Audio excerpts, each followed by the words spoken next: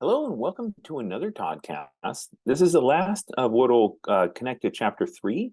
So this is kind of tying off all the acid-base materials. So we so far have talked about predicting which way the equilibrium will shift when mixing acid A with conjugate base or with base B to form conjugate base A and conjugate acid B, and predicting which way it'll shift both intuitively by knowing relative strength and then also mathematically.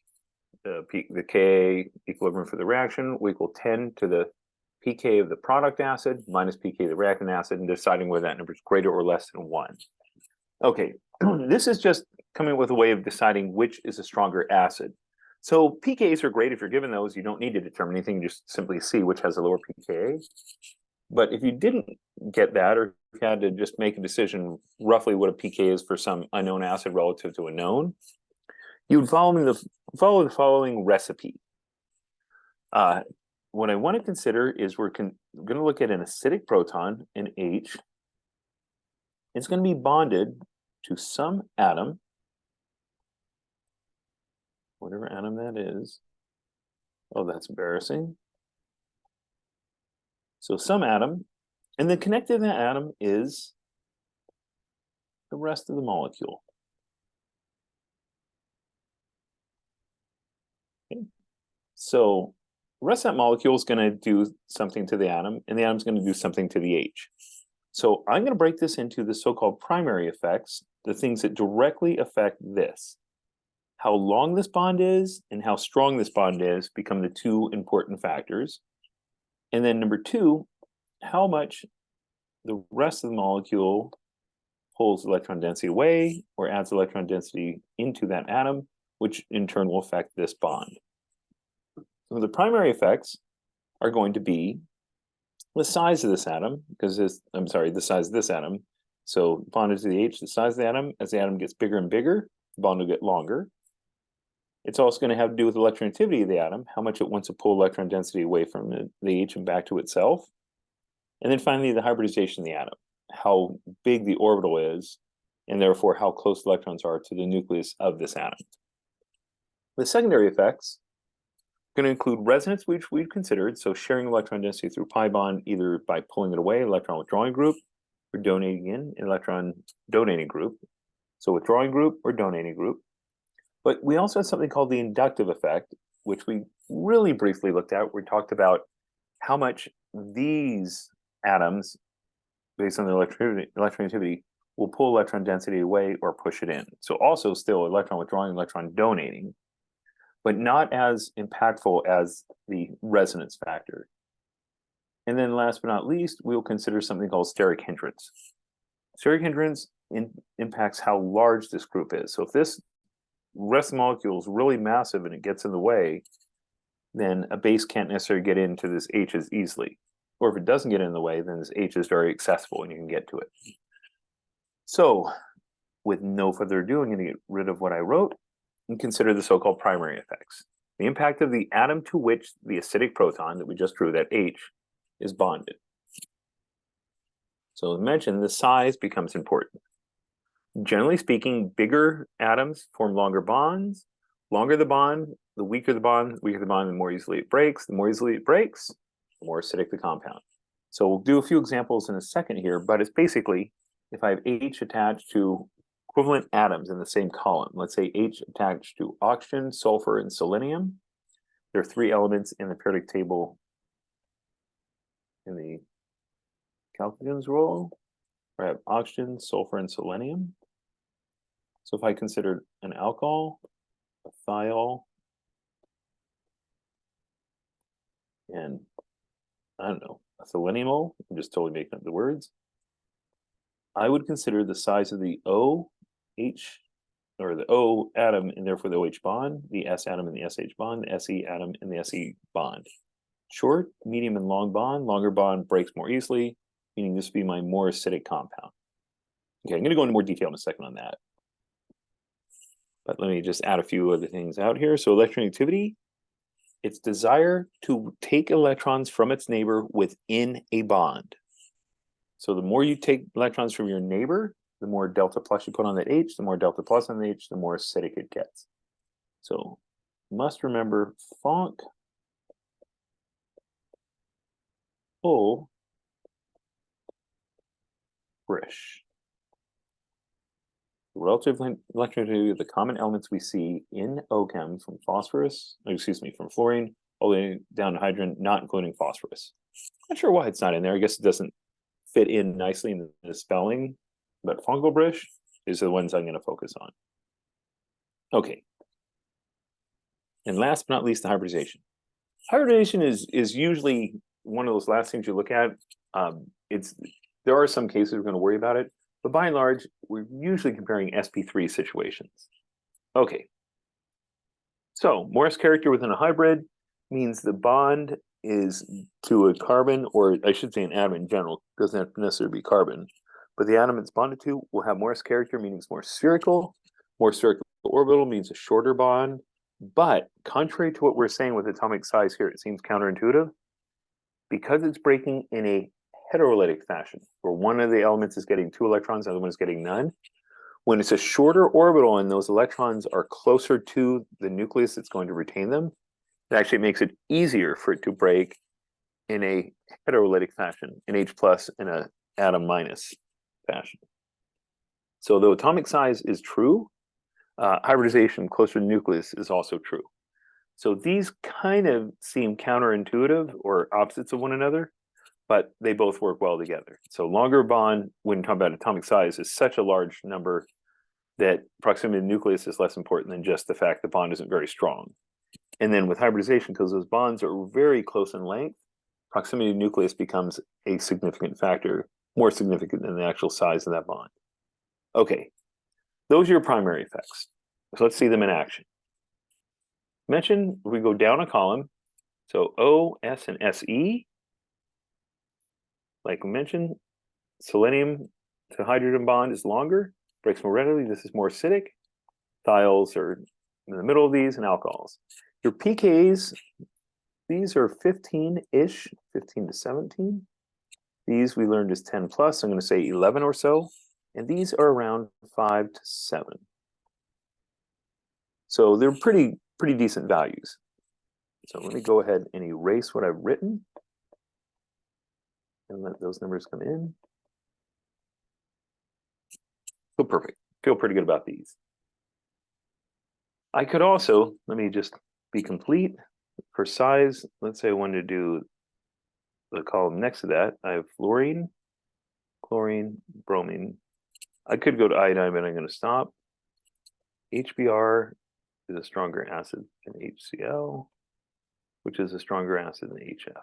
HF is actually a weak acid, whereas HBr and HCl are strong. Okay, this is where you have a notable different size. So when I go down a column periodic table, size matters. But when I go left to right, it's actually electronegativity that matters. NO and F, now I'm considering something very different. They're all roughly the same size. They're all in the second row, so you're dealing with roughly a 2p orbital in the hybrid, so you're not really going to be too much different in size. I mean, nitrogen is bigger than O, which is bigger than F, but it's by such a small amount that desire to gain an electron becomes more important. So HF, more electronegative F is going to pull electron density away from H more than medium electronegativity O and low electronegativity N. The pKa's, again, you want to get some bearing, 3.3, 15-ish, and 30-ish, meaning these are actually drastically different in acid strength. So I like to visualize this in my mind. It's just what I do, kind of crossword puzzle perspective.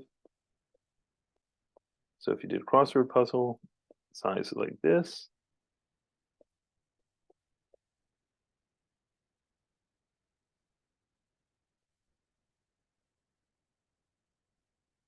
This is called bad planning, so I'm just going to leave it just like this. This is like electronegativity.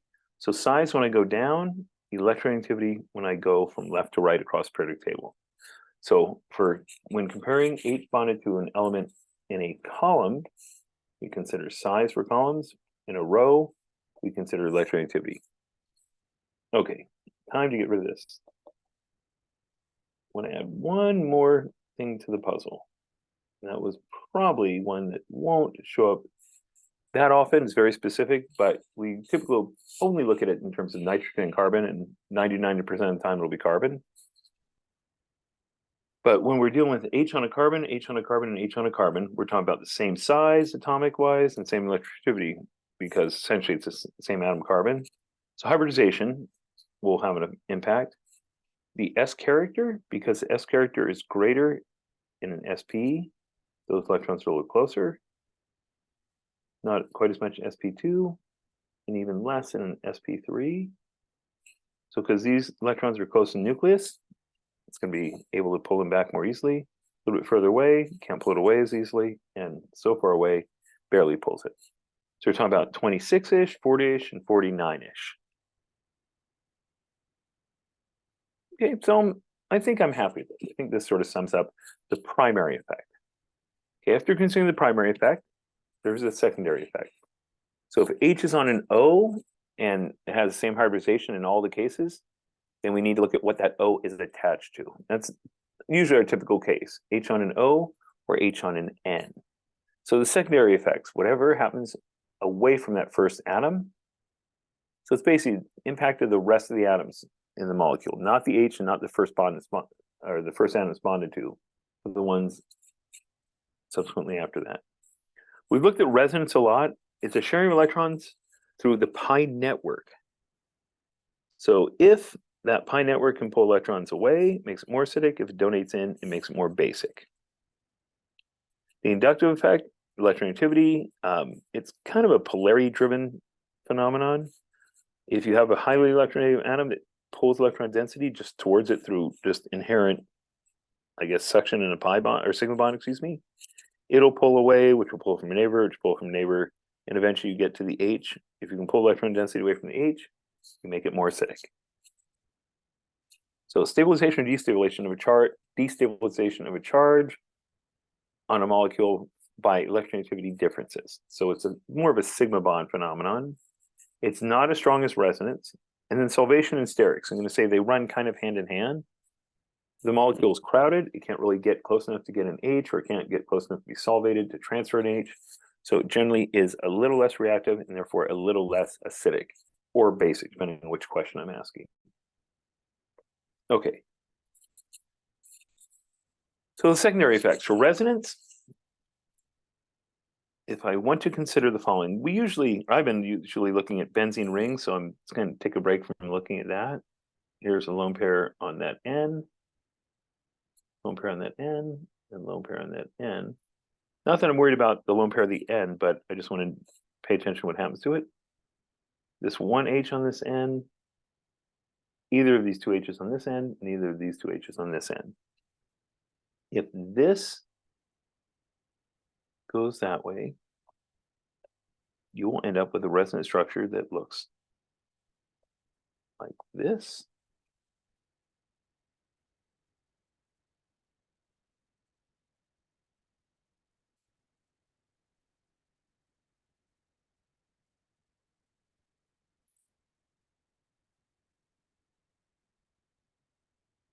H on a plus charge has a greater chance of falling off than H on neutral, because this resonance contributor, which pulls electron density away, you have a plus on the nitrogen, it's going to pull it away. Now, the thing you're going to see is that this next one, the amide, also has the exact same phenomenon. That can donate in, this can donate up. So what is the difference? The difference is the first one can do that in two different ways. It could also go in that direction. And if we did that, the double bond to the O on this side would now become a single bond. This would be a double bond. This would be the same as it was before. But this resonance can resonate two different ways. So there's two electron withdrawing carbonyls nearby. This one only has one. This one has none. Electron withdrawing through resonance, if I pull electron density away, I make the compound electron poor like H+, which means it's more like H+, so therefore it's more acidic. So I'm going to get rid of what I've drawn and just point out that the one with two pi bonds nearby pulling electron density away beats the one with only one, which beats the one with none. So your pKs are around 7, 14, and 30-ish. So huge jump when you have nothing withdrawing. So 1 withdrawing group, 14, 2 withdrawing groups, all the way down to 7. The inductive effect. The inductive effect simply says the closer it is, the stronger the impact, and the more electronegativity, the higher the electronegativity of the atom, the greater the effect. So fluorine on the adjacent carbon beats chlorine on the adjacent carbon, which beats just having an H as opposed to an adjacent carbon. So when I add fluorine, they pull electron density away, it pulls it fluorine, which pulls it from this carbon, which ultimately rips off this H. So this pK is going to be really low, 0 point something, maybe about 1/8. The chlorine doesn't pull as much, so it still pulls, it's still highly electronegative, but it's not as intense as the fluorine, so it's going to be higher. And then finally, formic acid, just an H, that's the one I compare to, it's around 3.64. So 0.23, 0.66, and 3.64. So I was close when I said 0.18, it's actually 0.23, 0.66. So the electronegative atom is still going to have an impact. But without an electronegative atom, it's all the way up around 3.5, 3.64. Solvation in sterics. This is the last straw that we get into. It has to do with how crowded the molecule is. This SH is said to be on a primary carbon. Primary meaning there's only one other carbon attached. So the things that are missing here are an H and an H. These two molecules can get, or like if I have two of these molecules, they can get near each other very quickly. And if they're close to each other, they can actually take a proton from one or the other. So, because it's not so crowded, easy to get close together. This one, on the other hand, is said to be a tertiary carbon, which means it is a carbon bonded to 3 other carbons, 1, 2, 3. The more carbons it's bonded to, the more electron withdrawing, the more it cannot, not electron withdrawing, excuse me, the more electron protecting, I guess, whatever word I'm coming up with. These things get in the way, so you can't get in to react with it as readily. So steric hindrance, they're in the way. They don't allow the solvent to get in. They don't allow another atom to get in. They limit how this can interact with other molecules, make it less reactive. Less reactive means it cannot give off an H plus to something else very readily. So the primary is more acidic than the tertiary. So this ties it off. Sorry for a couple of little brain farts along the way, but hopefully this seems okay. And we went through a lot of them as we were going through the different examples. Just I didn't make a big ordeal about it. This was just emphasized that primary effects, the things associated with the atom, size, electronegativity, and hybridization, and then secondary effects, the things associated with the rest of the molecule connected to that atom. So resonance, inductive effect, and solvation. So this ties off chapter 3. Once we have these numbers up there, notice this isn't a very significant effect. It's kind of minor. It's only what, 0.43. So it doesn't make a huge difference. It still makes some difference. And depending on the solvent, that difference may be a little bigger or a little smaller, depending on how protic the solvent is. Okay, we'll pick up after this acid-base. Just want to let you know, acid-base, the whole reason we're doing it, if you can predict how something reacts as an acid or a base, you can predict how it's going to react down the road as what's known as electrophile, something that accepts electrons, or nucleophile, something that donates electrons.